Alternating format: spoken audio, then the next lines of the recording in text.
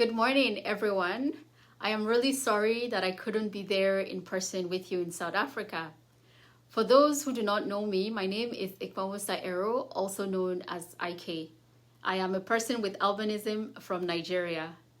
From 2015 to 2021, I served as the first UN expert on albinism, a position currently occupied by my learned friend Moluka Miti Drummond. While serving on that mandate and listening to the stories of people with albinism across Africa, it became obvious that oftentimes the only person standing in support of the child with albinism was the mother.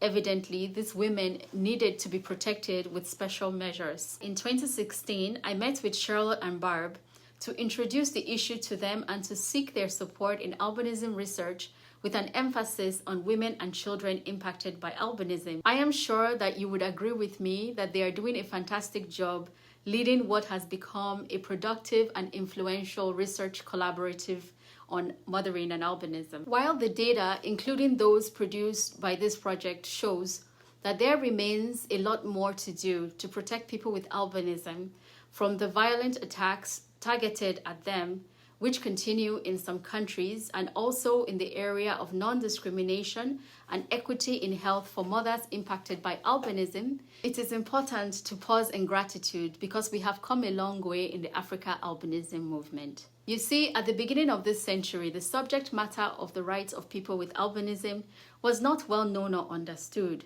At that time, there were only about 30 albinism groups worldwide, including a handful of them in Africa. Today, only 2 decades later, albinism groups have increased nearly 10 times, totaling 247 groups. And those are the known groups alone. An estimated 90% of that 247 groups are based here in Africa. In addition, key changes happened that have been transformative for people with albinism. For instance, in 2006, the United Nations adopted a convention on the rights of people with disabilities, which provides standards of protection for people with disabilities, including people with albinism. In 2014, International Albinism Awareness Day was inaugurated by the United Nations General Assembly in New York. In 2015, the specific mandate of the independent expert on albinism was inaugurated by the Human Rights Council in Geneva. In 2020, the Global Albinism Alliance was formed. In 2021, the Africa Albinism Network was formed. Also in 2021, the African Union adopted a 10-year plan of action on albinism. It is in this context that I wish to underscore the importance of the multi-sectoral approach in the success that we have witnessed so far. Each of the success I have listed above took the involvement of various actors, educators, business people, academics, health practitioners, artists, and so on. Each of them brought a unique perspective and contribution that moved our agenda forward to achieve the gains that people with albinism now enjoy through research, advocacy, and policy. Let me share a brief anecdote to illustrate the point about the importance of a multi-sectoral approach in the success of the enjoyment of human rights by people with albinism across Africa and indeed across the world. In 2013, several experts at the United Nations issued a joint press release about albinism.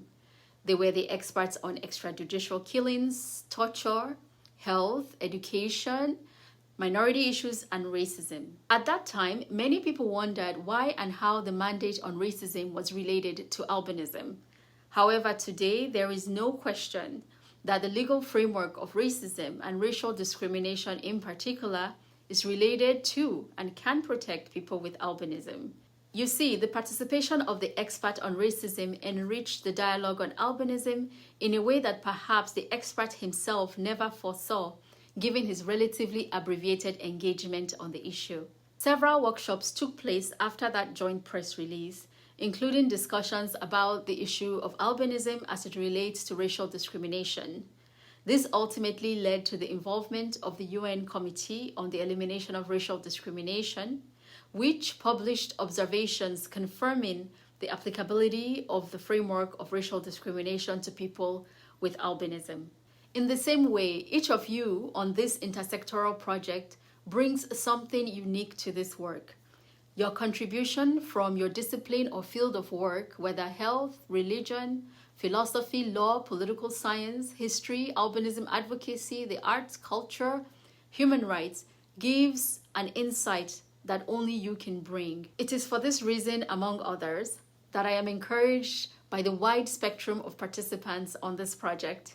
It bodes well for our objective of enriching knowledge to inform research, advocacy, and policy to improve the protection of people with albinism. I thank each of you for taking the time to contribute your skills and experience to this project.